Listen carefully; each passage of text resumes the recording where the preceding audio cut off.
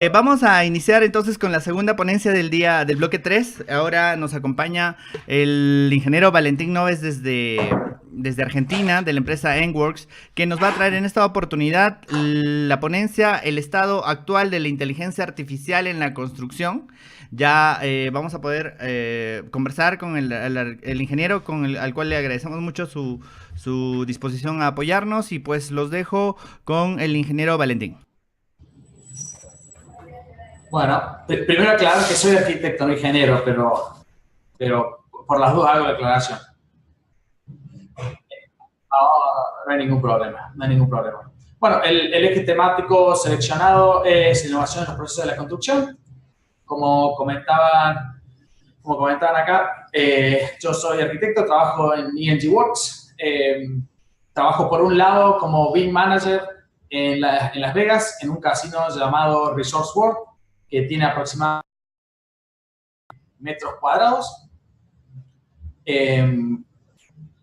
Básicamente, ese es mi rol primario como coordinador de obra en ese proyecto, el cual estamos muy orgullosos de nuestra empresa porque es el mayor proyecto de la construcción privada en Estados Unidos actualmente.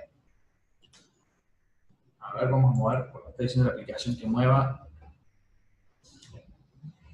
Por un lado, y por otro lado, yo trabajo en el área de innovación de la empresa, donde llevamos a cabo desarrollos específicos para nuestros clientes o para el mercado en general. Un poco para contarles una breve introducción de quién es ENG Works. ENG Works somos una empresa que se dedica principalmente a brindar servicios BIM a empresas constructoras alrededor del mundo. Nuestro principal mercado es Estados Unidos y actualmente tenemos múltiples oficinas en Estados Unidos y Latinoamérica, incluyendo Venezuela, Brasil, Colombia y Argentina. Si tenemos gente de alguno de esos países, siempre es bienvenido que se contacten con nosotros si quieren empezar a trabajar con nosotros o asociarse con nosotros.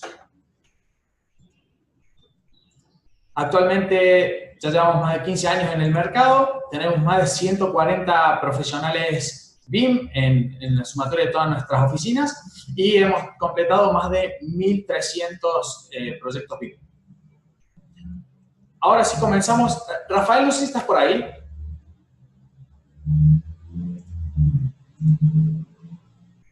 A ver. O Cristian. ¿Por qué no? Porque me figura en la pantalla. Sí.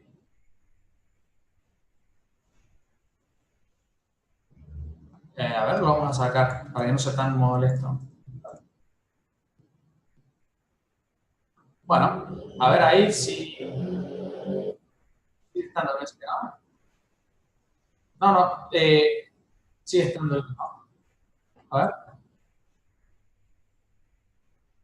Bueno.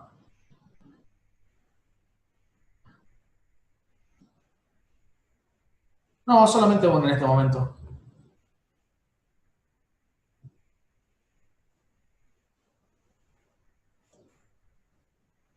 A ver, vamos ahora con la screen. Vamos a ver, ahí sí lo toma bien. A ver, ahí lo toma bien. Perfecto. Ahora sí no tenemos ningún problema técnico. Básicamente hoy lo que vamos a hablar es el estado actual de la inteligencia artificial en la construcción. Comentarles un poco qué es la inteligencia artificial, qué es Machine Learning, que es esta tecnología que se está hablando muchísimo últimamente. Diseño generativo, que es otra técnica que se está utilizando muchísimo en la industria.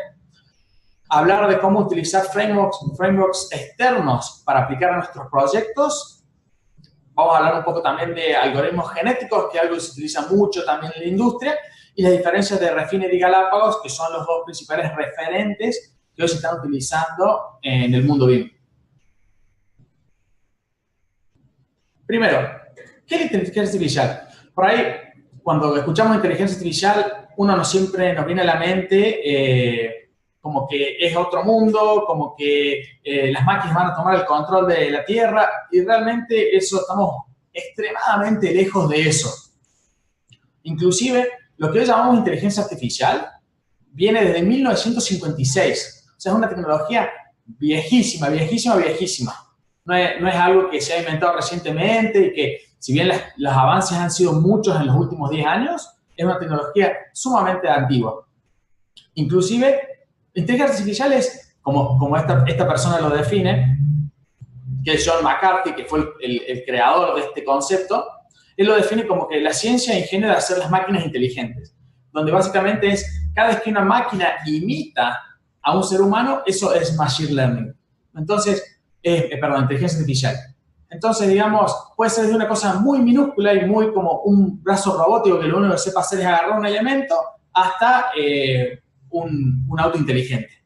Entonces, no tenemos que pensar que es una tecnología que está extremadamente lejos y que las máquinas van a controlar el mundo como sucede en las películas. No, para nada.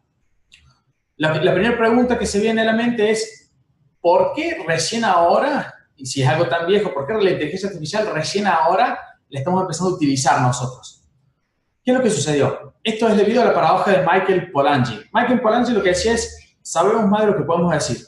Y sí, esto es claro, porque, por ejemplo, si nosotros le preguntamos a un jugador de ajedrez cómo hace él para ser tan bueno, y sería muy difícil que lo describa. O en el día a día, si nosotros nos ponemos a pensar y decimos, bueno, ¿cómo describirías vos la diferencia entre una persona y la otra, las diferencias físicas? Y es muy difícil, es como que hacemos muchas cosas de forma automática. Entonces, eso es lo que pasaba al principio. Si nosotros tuviéramos que, al principio, en la inteligencia artificial, de los años aproximadamente 60 al 2010, lo que pasaba es que para decirle, por ejemplo, a una máquina que le ganara al ajedrez a una persona, teníamos que haber escrito millones y millones de reglas manualmente. O sea, hubiera llevado muchísimo tiempo y tendríamos que haber puesto movimiento por movimiento cómo llevar a cabo esto. Lo cual hubiera tardado años y años, hubiera sido sumamente costoso. Entonces, por eso realmente estos 60, 70 años de la tecnología no hubo grandes avances. Es como que se le llama el invierno de la inteligencia artificial. ¿Qué es lo que pasó? Apareció Machine Learning. ¿Qué es lo que hace Machine Learning y por qué hizo la diferencia? Por lo siguiente. Machine Learning utiliza técnicas de redes neuronales, neural networks en inglés, que básicamente le permiten a la computadora aprender automáticamente. Es decir, si yo tuviera que enseñarle a la computadora cuál es la diferencia entre un gato y un perro, para que detecte automáticamente esto, yo no tendría que poner manualmente reglas como si tiene una oreja de tal manera, si tiene tal forma, y configurar millones y millones de líneas de código. No, yo lo que hago es entrenar automáticamente a la computadora para que ella aprenda cómo diferenciar entre un gato y un perro. Entonces, es muchísimo más eficiente, muchísimo más rápido y no tiene un costo tan elevado como era antes cuando tenemos que escribir las reglas manualmente. Esa es la diferencia. Acá se ve, y siempre por lo general las redes neuronales, que es la herramienta que utiliza Machine Learning para detectar, están compuestas de 3 partes, que son el input. Básicamente yo como input podría darles fotos de perros, por ejemplo. Siempre tienen una capa intermedia y un output, o sea, una salida. La salida siempre va a ser la detección del elemento que yo quiero. Lo que tiene Machine Learning es que se divide en 2 partes. Básicamente se divide en Supervised Learning, que es la primera parte, que es una técnica para deducir una función a partir de datos de entrenamiento. ¿Esto qué significa? Lo siguiente. Significa que yo puedo agarrar, por ejemplo, a mi computadora, darle fotos de un perro, de determinada raza de perro, inclusive puede ser muy específico, y puedo darle también fotos de elementos que no son perros. Por ejemplo, le puedo dar fotos de gatos, le puedo dar fotos de un zorro, le puedo dar fotos de un oso. Entonces le digo qué es un perro y qué no es un perro. Inclusive puedo darle fotos de diferentes tipos de perros y decirle, esta es la raza que quiero que vos me definas. Entonces la computadora automáticamente, después de estos sets, muchas veces como mínimo son de 100, 200 fotografías, y para que funcionen correctamente yo he visto muchas veces que se utilizan más de 5.000, 10.000, inclusive 20.000 fotografías de algo específico que queremos detectar. Entonces, un algoritmo, la computadora aprende cuál es la diferencia, qué es un perro, y nos permite, por ejemplo, esto. Nos permite ver cuál es la diferencia entre un perro y un muffin, que es algo muy similar, y sería muy difícil que nosotros dijéramos la diferencia. Realmente, si tuviéramos que escribir las reglas manualmente, sería muy complejo. Entonces, ¿qué sucede? Automáticamente la computadora nos puede detectar esto. Y la primera pregunta que surge es, ¿y esto qué tiene que ver con la construcción y cómo utilizar esta tecnología en la construcción? Supervised Learning, por ejemplo, ha sido aplicado en Smart Video. Esta es una startup que está siendo muy exitosa en Estados Unidos porque lo que permite es... vamos para atrás, a ver si me... puedo poner el play del video. Ahí está. Básicamente, toma la misma tecnología, como estamos viendo en pantalla, la tecnología de Supervised Learning, que sirve para los autos inteligentes, por ejemplo, para diferir entre qué es calle y qué es una persona, y lo aplica a la obra. Básicamente, lo que hace es toma toda la data que ha sido tomada de fotografías, de cámaras, de webcams, de drones, de todas aquellas fotografías o información que se ha tomado, la lleva a un servidor, como muestra en pantalla, puede ser muy grande. Tiene integración, bueno, con Procore, con PlanGrid, con Autodesk BIM 360, o sea, básicamente en todos los lugares donde yo voy a guardar mis fotografías. Y utiliza todas esas fotografías para empezar a procesarlas. Por ejemplo, procesa automáticamente que si las personas tienen los elementos de seguridad, como las gafas, si tienen cascos, si no tienen casco, e inclusive es capaz de detectar quién es esa persona, porque tiene reconocimiento facial. Entonces, muy rápidamente le puede decir al superintendente de la obra, decirle, por ejemplo, esta persona no tiene casco, esa que está en pantalla no tiene casco, y esa persona es determinado personal. Entonces, automáticamente les ayuda a las personas en obra para detectar lo que es seguridad.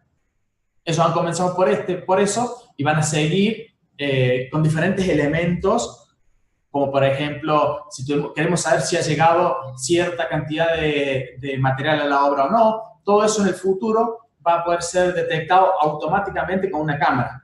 Por ejemplo, en el proyecto que yo trabajo actualmente en Estados Unidos, utilizan Smart Video, y las ventajas que tiene es que muy rápidamente se puede saber si alguien tiene los elementos de seguridad o no, y si después de 2 veces no tiene elementos de seguridad, esa persona es automáticamente despedida.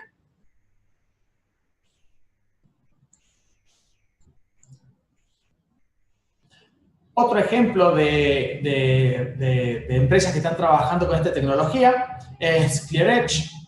Probablemente muchos de ustedes han trabajado con esta tecnología, que empezó sin Machine Learning y ahora están empezando a trabajar con la misma, que es, por ejemplo, una nube de puntos.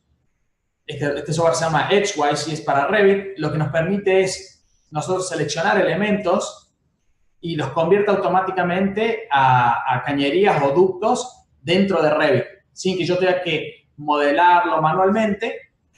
Nos permite hacerlo automáticamente, lo cual, bueno, lleva un ahorro de tiempo extremadamente grande.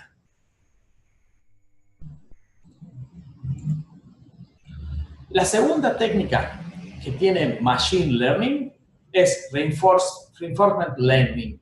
La diferencia que tiene con Supervised Learning es que esta técnica deduce a partir de datos de entrenamiento. Yo no le doy un set, no le doy una cantidad de fotografías, sino que la computadora va aprendiendo por experiencia. ¿Cómo es esto? Esto es muy gracioso. Este es un juego, el juego de Mario Bros, que probablemente muchos conozcan.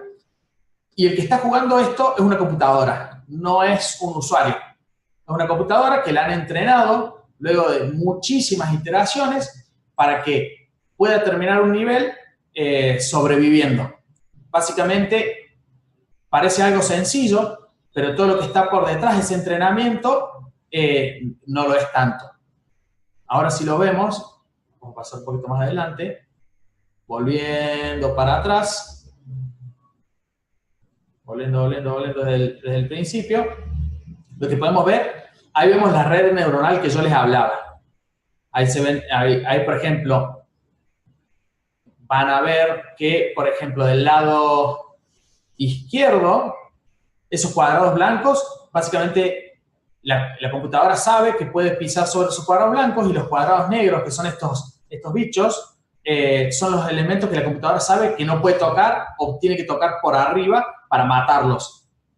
Entonces, si bien esto parece sencillo, la computadora al principio no sabía ni cómo moverse, se quedaba quieta, se queda quieta. Si ustedes ven ahí, están resaltando las diferentes opciones, que es básicamente a la derecha, arriba, a la izquierda, saltar, agacharse. Y ahí vemos ahora está resaltando la relación entre las redes neuronales y el proceso que está haciendo. Al principio, inclusive, Mario caminaba y chocaba, y después de caminar y chocar varias veces, por experiencia, entiende que tiene que saltar. Entonces, pasa ese primer obstáculo, salta, y el siguiente, choca y se muere. Choca y se muere, choca y se muere, choca y se muere. Hasta que logra terminar el nivel completo y ya la computadora, por experiencia, sabe cómo hacerlo. Y la pregunta que surge automáticamente es también, ¿qué tiene que ver esto y cómo aplico esto yo a la construcción? O a los procesos preconstructivos. Esta empresa, que se llama Building SP, que he tenido el gusto de hablar con ellos varias veces, es súper interesante lo que están haciendo, porque utilizan esta misma tecnología de la experiencia de la computadora aprendiendo de cómo rutear para aplicarlo, por ejemplo, a conductos. Eso que están viendo ustedes ahora, simplemente ellos tomaron las markups que hizo el electricista de cómo ir de un punto al otro, y ellos convierten esas markups en un ruteo específico con conductos y las curvas de los conductos. Es súper interesante esto, porque inclusive ellos transfieren esto a Revit, pero todo el procesamiento lo hacen en un software que se llama Unity, que es un software que inicialmente fue creado para videojuegos, pero tiene un motor de renderizado tan rápido que se está utilizando mucho cada vez más para inteligencia artificial aplicada a la construcción. Lo cual, bueno, es poderosísimo porque podemos pedir markups y automáticamente que los ruteos me los vaya creando mi computadora, lo cual puede ser más rápido y más eficiente inclusive. Otro ejemplo súper interesante, esto también nosotros hemos tenido el gusto de probarlo en nuestra empresa y utilizarlo varias veces, es GenMVP, es un producto de esta misma empresa, que lo que hace, ven, vos le pones un punto de comienzo y después un punto de final, y automáticamente el algoritmo va ruteando alrededor de los elementos que hay en el modelo. Si ven, va haciendo saltos, va poniendo curvas, va evitando cualquier elemento, ya sea arquitectura, estructura o instalaciones, para generar un layout correcto.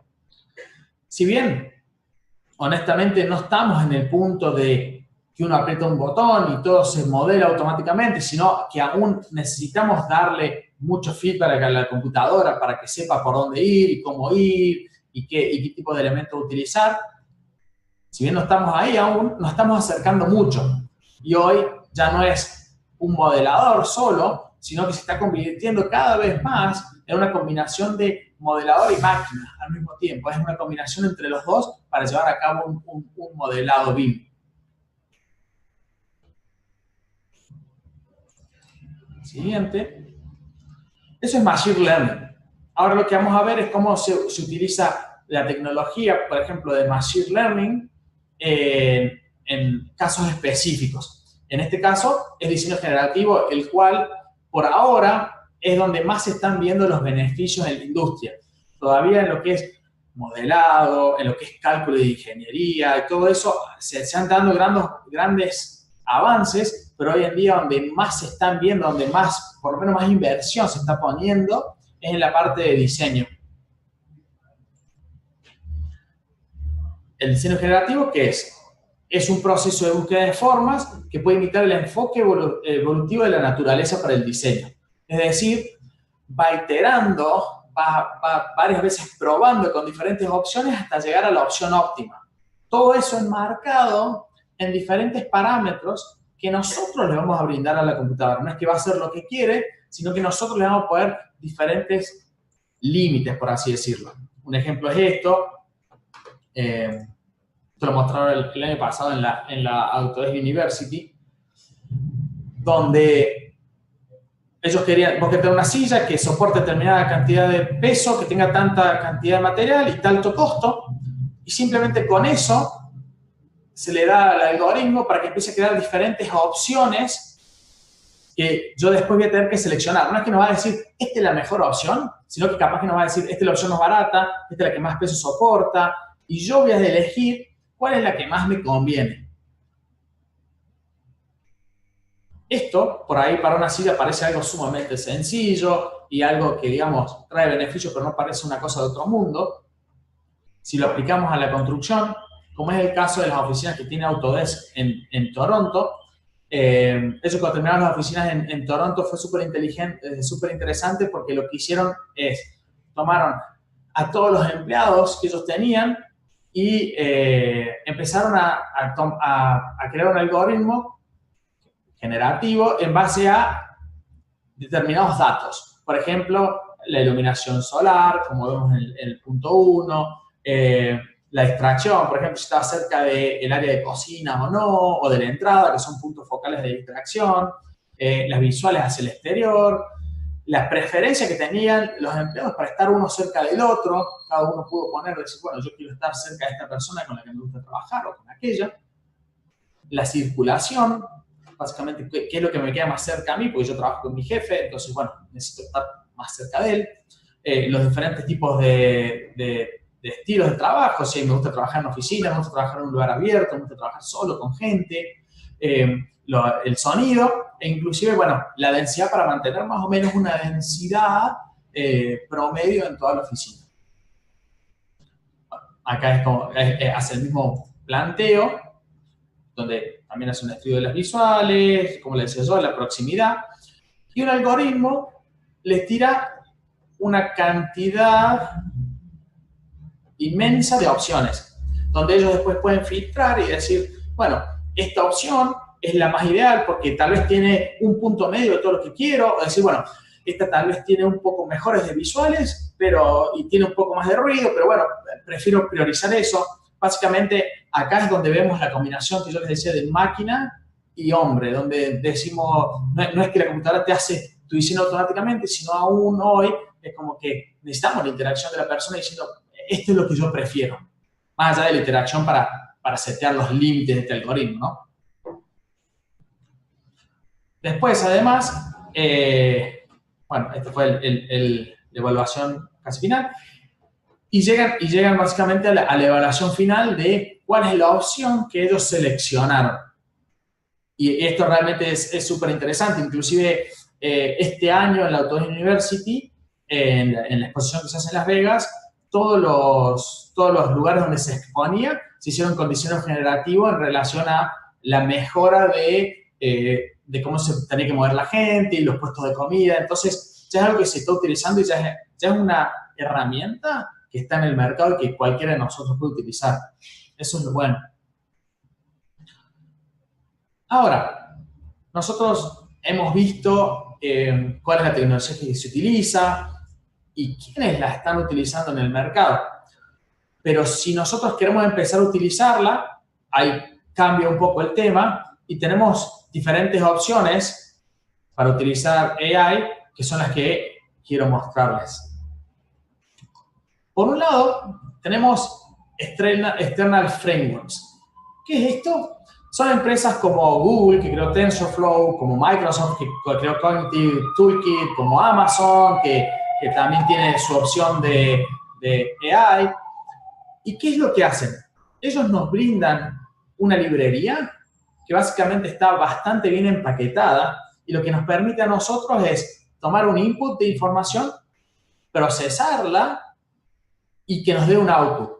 Básicamente, por ejemplo, si yo quiero hacer, me gustaría ir a la obra y que me haga una comparación entre el modelo, por ejemplo, y los elementos que yo tengo en obra, para comparar básicamente cuánto se está respetando. Entonces, para eso tendría que entrenar a mi computadora. Por ejemplo, si tuviera que hacer ese relevamiento, tendría que entrenarla en cómo es un ducto. Entonces tendría que ponerle fotos de ducto. Y esas fotos yo las voy a procesar con TensorFlow, por ejemplo, para que me diga, para que me entrene mi algoritmo de inteligencia artificial, de Machine Learning. El problema de esto, creo yo que es la mayor barrera, y creo que esta opción es una de las dos opciones, esta es la más difícil, es que hoy en día no tenemos librerías de esta calidad, de las librerías que tiene Google, del framework que tiene Google, del framework que tiene Microsoft. Estos frameworks no están integrados con ningún software BIM en la actualidad, con ninguno realmente, sino que son librerías externas. Entonces nosotros lo que tenemos que hacer es siempre, por ejemplo, de Revit, un software BIM, tengo que extraer mi información. Yo tendría que, por ejemplo, extraer la forma que tiene mi edificación y ver cómo, por ejemplo, quiero encastrar todas las habitaciones adentro de la forma más eficiente. Esa información yo la tengo que extraer afuera. La podría sacar con Dynamo o la podría sacar con como se muestra aquí, esta pieza de puzzle es un add-in customizado. Y de recién ahí llevar toda esta información, por ejemplo, a TensorFlow, que trabaja con un lenguaje de programación llamado Python, pero tengo que hacerlo externamente, procesarlo, y luego esa información yo la tengo que volcar nuevamente por medio de, nuevamente, un add-in o Dynamo al modelo. Y lo que involucra no solo es los conocimientos de Dynamo o el conocimiento de C# o de algún otro lenguaje para programar un add-in en Revit, sino que involucra también tener conocimientos de Python y de Machine Learning para procesarlo en TensorFlow. Conozco gente que lo está haciendo, pero por lo general uno tiene que tener cierto conocimiento de programación o contratar un programador que haga esa tarea. Nosotros le decimos qué hacer y él hace la tarea. Como que todavía hay una brecha ahí. Lo positivo de esto es que esta es una opción. La otra opción que nosotros tenemos es utilizar algoritmos genéticos, que es, creo yo, lo más sencillo que hay hoy en la industria, en la industria de la preconstrucción. ¿Qué son los algoritmos genéticos?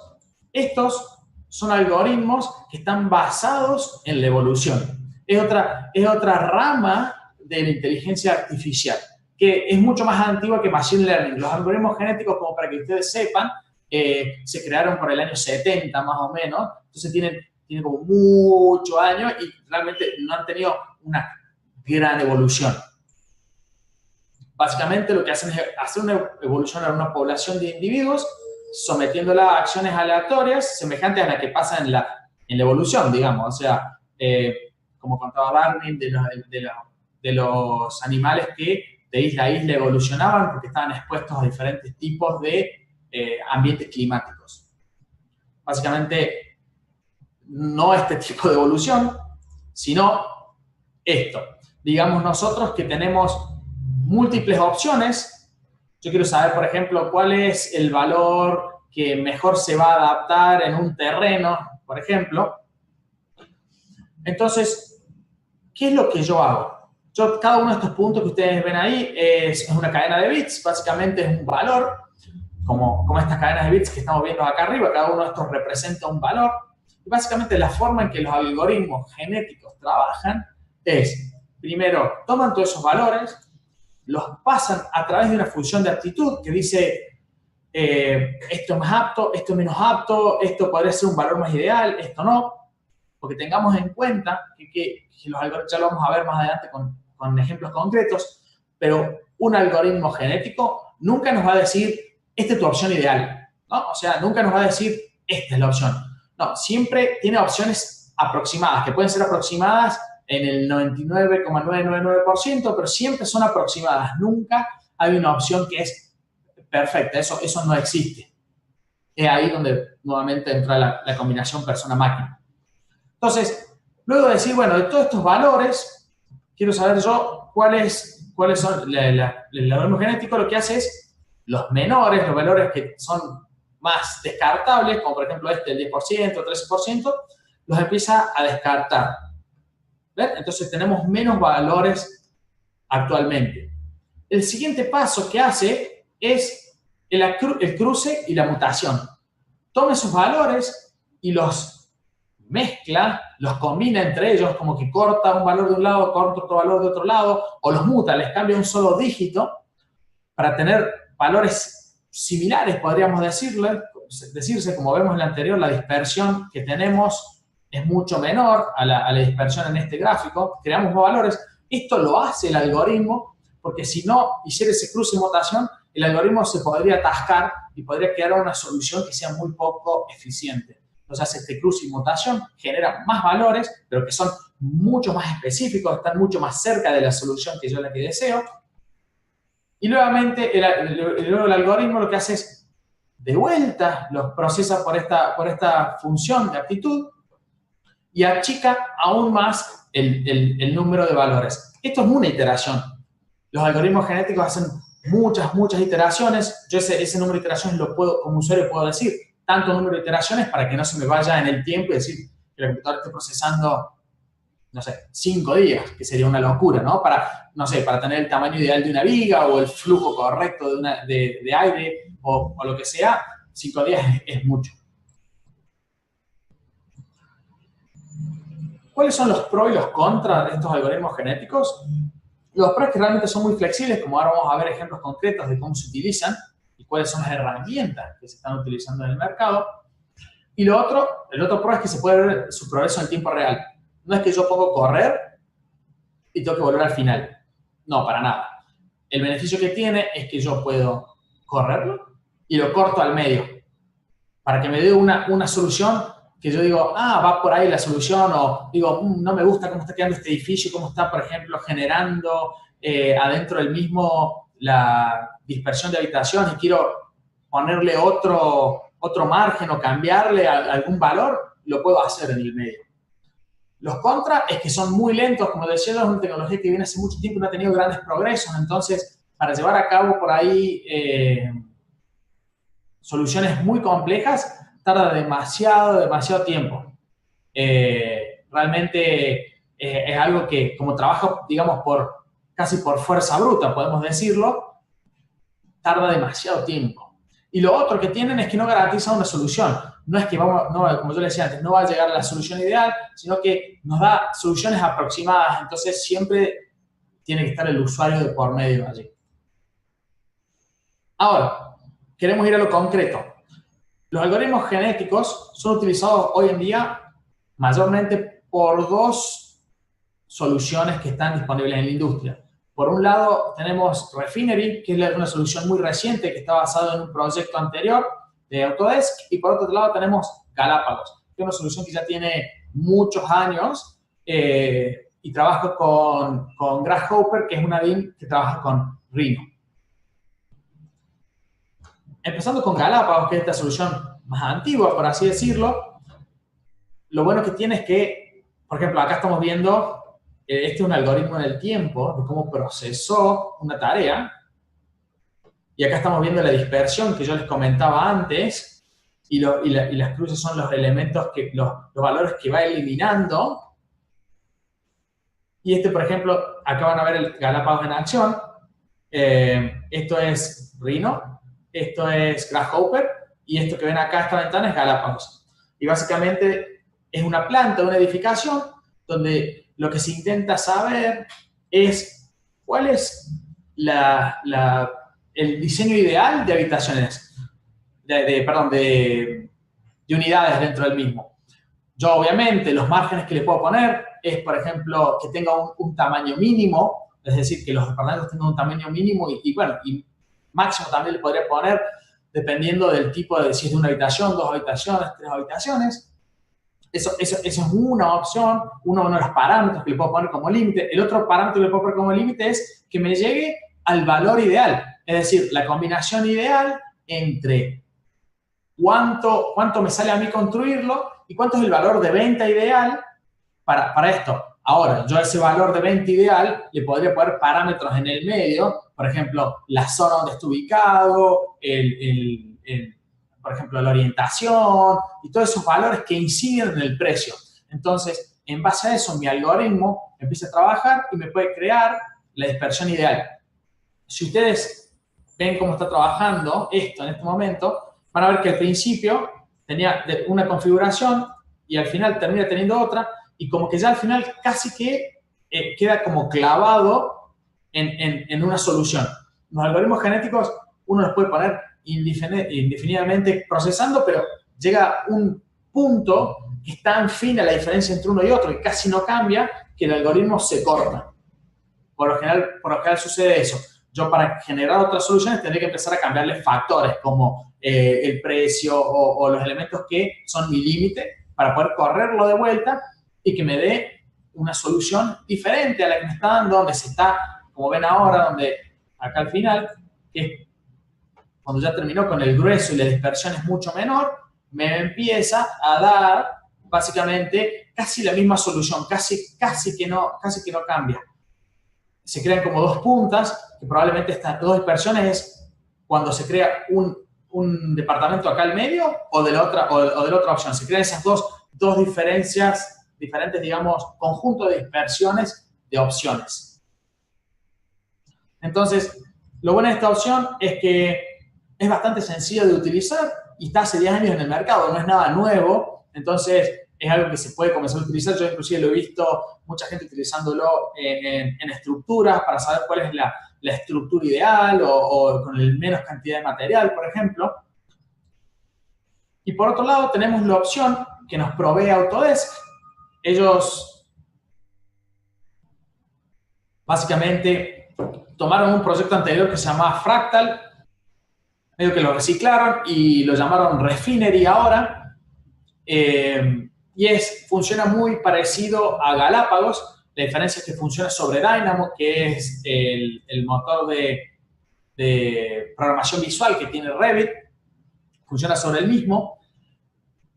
Y la única diferencia es que los algoritmos genéticos que tiene son un poco diferentes, son un poco más lentos que los de Galápagos y la previsualización que tiene es un poco más pobre que la que tiene Galápagos. Pero bueno, esto está recién saliendo al mercado y Autodesk es como que está metiendo mucha inversión en esto, entonces deberíamos estar viendo en el corto o mediano plazo grandes avances en Refinery.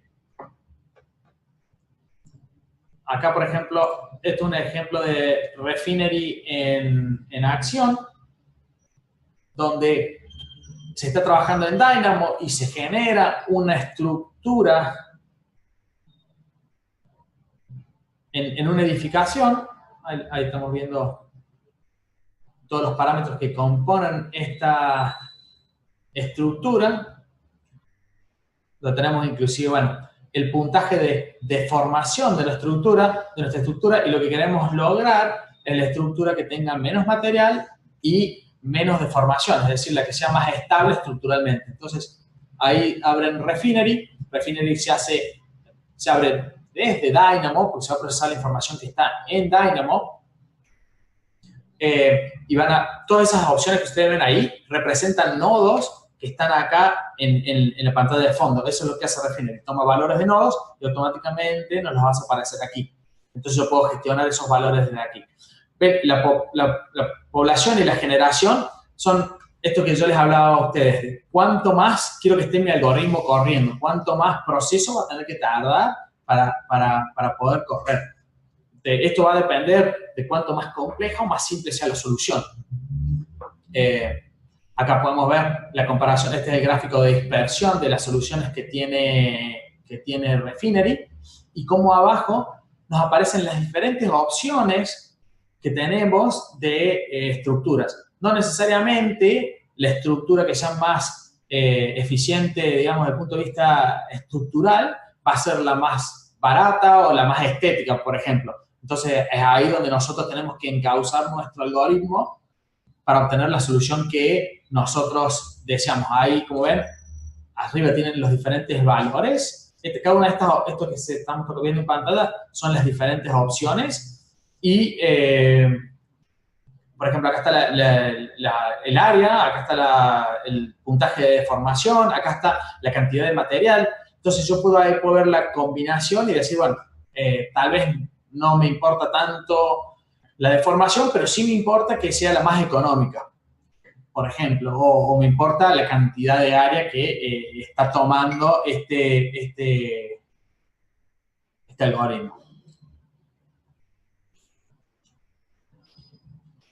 ¿Qué es lo que sucede esto? Como yo les decía, si ustedes saben usar Dynamo, o sea, aprenden a usar Dynamo o Grasshopper, pueden utilizarlo. Realmente es muy sencillo, ambos son muy sencillos de utilizar y han bajado mucho la vara. Uno no necesariamente tiene que ser un programador para utilizar estas herramientas, eso es lo positivo. Lo que sí, a ambos les falta mucho desarrollo y mejoren sus algoritmos, porque es para procesar pequeñas cosas. Si uno quisiera hacer un gran algoritmo con muchísima complejidad, la verdad que hay veces que tenés la computadora muchos días y aún así hay veces que se cuelga, es como, le falta todavía desarrollo. Pero para pequeñas cosas como mejora de instalaciones, para mejora de diseño, se puede usar perfectamente y es un buen ejercicio comenzar a utilizarlo. Y para terminar, simplemente un bonus track para comentarle que es nosotros en la empresa que estamos trabajando. Nosotros estamos trabajando en una plataforma online que vamos a largar muy prontamente al mercado en estos primeros meses del año, donde lo que estamos haciendo es que es una plataforma agnóstica que no trabajamos con ningún software y lo estamos trabajando en la nube para coordinación BIM y la utilización de algoritmos de inteligencia artificial y algoritmos genéticos de Machine Learning, donde básicamente en vez de trabajar de software a software para pasar información, la idea es poder utilizar software o programas de diseño de programación gráfica como Dynamo o Grasshopper para conectarlo a nuestra plataforma y de esa manera procesar los datos en la nube. Lo bueno es que tenemos compatibilidad con nodos de Dynamo, de Grasshopper o los nodos que quiera crear el usuario. Entonces, todos los usuarios de Dynamo o Grasshopper que estén en el mercado van a poder utilizar nuestra plataforma. Estén atentos a esto y en estos 2 primeros meses nosotros vamos a hacer el primer release gratuito a toda la comunidad. Y bueno, eso fue toda la presentación. Espero que les haya gustado y la reflexión final que yo les dejo es que si ustedes se van a sumar al camino de la innovación, o van a dejar que otro profesional lo haga por ustedes porque la innovación no va a parar. Entonces, están ustedes a hacerlo, más aún con todas las herramientas fáciles y gratuitas que hay en el mercado. Muy bien, Valentín. Muchas gracias por tremenda presentación. Realmente ha sido muy ilustrativo y creo que ha dejado a nuestro auditorio en shock porque hace rato que les ponemos preguntas y nadie quiere preguntar, pero estoy seguro que ahora mismo están escribiendo las preguntas para usted. Deme usted un segundo para poder leérselas. Y felicitarlo y agradecerle por participar de esta ronda de ponencias en la que pues estamos muy felices de haber contado con esta presentación, pues desde cosas tan cotidianas como jugar Mario Bros hasta hacer el diseño generativo de un plan de arquitectura, pues es muy interesante ver todo lo que se nos viene y pues todo lo que nos falta aprender, ¿no? Y como dice usted, podemos ser espectadores o podemos ser partícipes activos de este cambio, ¿no? Y bueno, vamos a ver si ya tenemos las consultas para Valentín, por favor. Ahí, sí, ya, aquí hay un par. Aquí todavía no, por favor. Las preguntas, ahí tienen los links para poder hacerle las preguntas a Valentín. Aquí, empecemos con la primera, Valentín. Deme usted un segundo que le cambio la visualización de la pantalla. Bueno. A ver, ahí está. Entonces, la primera pregunta para usted, Valentín, está aquí, se la leo. Desde Perú, Nilton Delgadillo le pregunta, sí, buenos días, ¿el software Refinery dónde se puede adquirir y si sabe de alguna institución que realice capacitaciones en su manejo? Bueno, mira, el Refinery vos lo puedes bajar directamente de la página de Autodesk. Actualmente está en fase beta, por lo cual es gratuito para hacer todos los tests que quieras hacer. Y yo, la verdad, no sé de muchas capacitaciones porque es muy reciente. He visto algún par de videos en YouTube donde están videos de Fractal, que era el proyecto anterior que tomaron para hacer Refinery, pero como Refinery lo han largado al mercado hace 2 meses, es como muy reciente y como inclusive todavía está en desarrollo, no hay muchas capacitaciones del mismo. Ya, muy bien, y tiene usted mucha razón. Todas estas cosas que se están mostrando, pues muchas de ellas están en desarrollo, ¿no? No son como spoilers de lo que va a ser, pues este año, el próximo año, de lo que va a suceder, de hacia dónde va a migrar, pues iniciativas como Dynamo, hacia dónde va a evolucionar. También Nilton pregunta, ¿no? ¿Dynamo tiene conexión directa con Tecla? O sea, no, Dynamo en sí no tiene, por así decirlo, no tiene conexión directa con ningún otro software, pero sí vos te puedes bajar diferentes scripts que ha creado la comunidad, donde puedes conectar Dynamo con Tecla o Dynamo con el software que quieras. Hay uno de Tecla en el menú de Dynamo que te puedes descargar y lo puedes conectar. No es directo cuando lo descargas así como viene el software, pero si descargas ese script, tranquilamente puedes conectarte a Tecla. Excelente, excelente. A ver, si alguien tiene alguna otra consulta, pues para Valentín, para que podamos hacérsela. Bueno, yo sí tengo algunas consultas, Valentín. Bueno, antes ya había participado con nosotros en otras versiones de este congreso, en las de los años pasados. Agradecerle a usted, pues a Lucrecia, que tuvo el afán de invitarlo. Bueno, vamos a tener a Luciano más tarde en la segunda ronda con la ponencia de Revit al 120%. Y bueno, ustedes de Latinoamérica, a diferencia de los españoles que anteriormente estuvieron, que nos hablaron de lo que sucede en España, pues este congreso está un poquito más dirigido hacia Latinoamérica. Y me gustaría que por favor le diera recomendaciones a todas las personas que nos están oyendo, que le comento que son alrededor de 130 que están ahorita en vivo escuchándolo, y pues son las muchas otras que lo van a ver en las grabaciones. Dígame, ¿qué considera usted que sería una excelente recomendación para un profesional joven, para un profesional que está decidiendo la carrera que seguir, el posgrado que seguir, el camino que le va a dar a su carrera una vez terminada esta?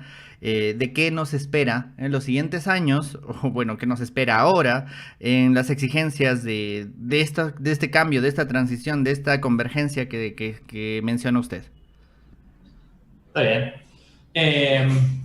Sí, primero para responder tu pregunta, es interesante, si bien este Congreso para Latinoamérica, yo actualmente vivo en Estados Unidos y trabajo en Estados Unidos, entonces me gusta por ahí comparar los mercados, porque por ahí nosotros hacemos mejores cosas que ellos y ellos mejores cosas que nosotros, entonces se puede generar una simbiosis ahí que está buena. Y lo traigo a colación porque, por ejemplo, en el mercado norteamericano sí se está llevando a cabo muchas cosas en la educación de los jóvenes profesionales que es súper interesante, como por ejemplo todos estos software que están en beta o todas estas nuevas tecnologías directamente se comienza a utilizar desde la universidad. Entonces, uno cuando el profesional sale, automáticamente, ya más de que usa ¿no? las herramientas que estamos proponiendo, ya viene con ese chip en la cabeza. Y es súper interesante porque, por lo general en Latinoamérica, por lo menos en mi experiencia personal, ¿no? Se toma como que están los profesionales y por otro lado la gente que hace BIM o que hace tecnología en la construcción. Y como sucedió con el CAD hace 20 años, ¿no? O sea que los CADistas eran una cosa y toda la gente que dibujaba eran otra y era como algo fuera de la industria. Nosotros todavía estamos en ese camino. En Estados Unidos, por ejemplo, está pasando esto que ya no se consigue, es como una herramienta más del profesional. Ya directamente BIM es una herramienta más del profesional, no es que son un profesional BIM, sino que es una herramienta más. Y lo mismo está sucediendo con estos algoritmos, donde yo veo que se generan muchos laboratorios de experimentación en las universidades o en grupos, o en comunidades online inclusive, donde los profesionales jóvenes ya aprenden con esta tecnología. Entonces, tiene una ventaja gigante contra el profesional nuevo, porque automatizan muchos procesos como cálculos de estructuras o como el diseño. No necesariamente quiere decir que van a diseñar con la computadora todo, pero se apoyan mucho en la computadora, por ejemplo, para obtener la opción más económica viable de un diseño, y eso es una ventaja competitiva muy grande de un profesional a otro. Entonces, la recomendación es que, siendo profesionales jóvenes, aprovechen que existen todos estos grupos gratuitos o toda esta comunidad para aprender esas herramientas y utilizarlas en su vida diaria. No lo tomen como que hay que ser tecnologicista o arquitecto o ingeniero por otro lado. Muchas gracias, Valentín. Bueno, vamos a leerle. Hay una consulta más por aquí. Invitarlos a todos también a hacer consultas para Valentín. Desde Chile viene esta consulta de Juan Vega. Dice, ¿qué opinas sobre la dependencia de la energía eléctrica para el funcionamiento continuo y correcto de toda la tecnología en general? Considerando que en ocasiones, en países como Latinoamérica, pues aquí abajo, se cae el sistema de energía central y se paraliza la ciudad o una parte de ella, ¿no? Faltaría un avance en una energía más potente y continua para asegurar este tipo de funcionamientos. Eh, o sea, yo creo que es algo que todos somos conscientes de eso, sí, donde nos parece industrializado o más avanzado en ese aspecto, como Estados Unidos o Europa, donde nunca se corta la luz y no tenés una reunión que se te corta al medio, o estás con tu modelo BIM y se te corta la luz y perdés trabajo, de tiempo. Sí, realmente es un contra donde tendría que mejorarse. Honestamente, nosotros tenemos hoy en día oficinas, por ejemplo, en Argentina, tenemos oficinas en Brasil, tenemos oficinas inclusive en Venezuela, donde Venezuela tiene, teóricamente, están en mala situación eléctrica, al igual que Argentina, están más o menos parejos en eso, en lo mal que están, lamentablemente. Pero nosotros, por ejemplo, competimos con el mercado norteamericano y si bien sí, es molesto, es un costo extra que debería mejorarse, pero aún así nos permite a nosotros competir par a par con las personas que están en otras industrias. Entonces, si bien es algo que debería mejorarse, no sé si sería una excusa tan grande como para decir no nos permite trabajar al mismo nivel. Pero bueno, es mi opinión personal eso, ¿no? Es no ponerle excusas a nuestras condiciones, ¿no? Sí, muy bien. Listo. ¿Alguna otra consulta, por favor? ¿Alguien tiene alguna otra consulta para nuestro estimado amigo Valentín? Creo que no hay ninguna más. A ver, voy a ver YouTube también. Juan Carlos Chunque Pajares, que no nos dice dónde es, nos pregunta, ¿no? ¿Dynamo puede llegar a ser tan óptimo como Grasshopper, como Rhino? ¿Y de qué depende esa optimización? Grasshopper en general y Dynamo, bueno, es como, son por ahí difíciles porque los profesionales siempre se pelean entre uno y otro. Por lo menos mi apreciación personal y los benchmarks que hemos hecho de procesos es que Grasshopper es mucho más estable, es mucho más rápido, pero tampoco es que es abismal la diferencia. Pero en sí también es lógico porque Dynamo es un software open source que es gratuito, entonces, y que es bastante reciente en la industria, si uno lo considera, tiene 4, 5, 6 años. Entonces, no es tan robusta su estructura de programación que tiene por detrás. En cambio, Grasshopper lo que tiene es que fue hecho por una empresa que es McNeil, que son los dueños de Rhino, y es para un software pago que es Rhino. Entonces, es mucho más robusta y está mucho más pensada y es mucho más estable, porque inclusive tiene muchos más años que Dynamo. Entonces, ahí radica la diferencia entre uno y el otro. Lo que sí, la ventaja que tiene Dynamo es que la comunidad que tiene es mucho mayor. Entonces, la cantidad de soluciones innovadoras y nuevas crecen mucho más en Dynamo actualmente que en Grasshopper debido a la gran comunidad y la gran cantidad de gente que está trabajando en el mismo actualmente. Valentín, muchas gracias por tu participación, muchas gracias por por compartir tu conocimiento y la experiencia y toda la labor que realizas. Felicitarte a nombre del comité organizador, del comité técnico, de Lucrecia directamente. Agradecerte a nombre de todos los que te han escuchado el día de hoy. Hay muchos buenos comentarios acerca de todo lo que nos has mostrado y gracias por abrirnos una pequeña ventana hacia lo que se nos va a venir. Valentín, muchas gracias a ustedes. Muy bien, tus palabras finales, tus recomendaciones finales para los que te escuchan el día de hoy. Básicamente, a mí lo que me gustaría siempre es llamar a lo que es la comunidad. Nosotros siempre, por ejemplo, en la empresa o fuera de la empresa, con muchos colegas trabajamos por fuera y por amor, digamos, a lo que hacemos. Y lo que necesitamos, no necesariamente gente, lo que necesitamos todos para mejorar esta industria, inclusive como Latinoamérica, yo creo que es poder compartir más información. No necesariamente uno lo tiene que hacer de ser un super programador o ser un super profesional.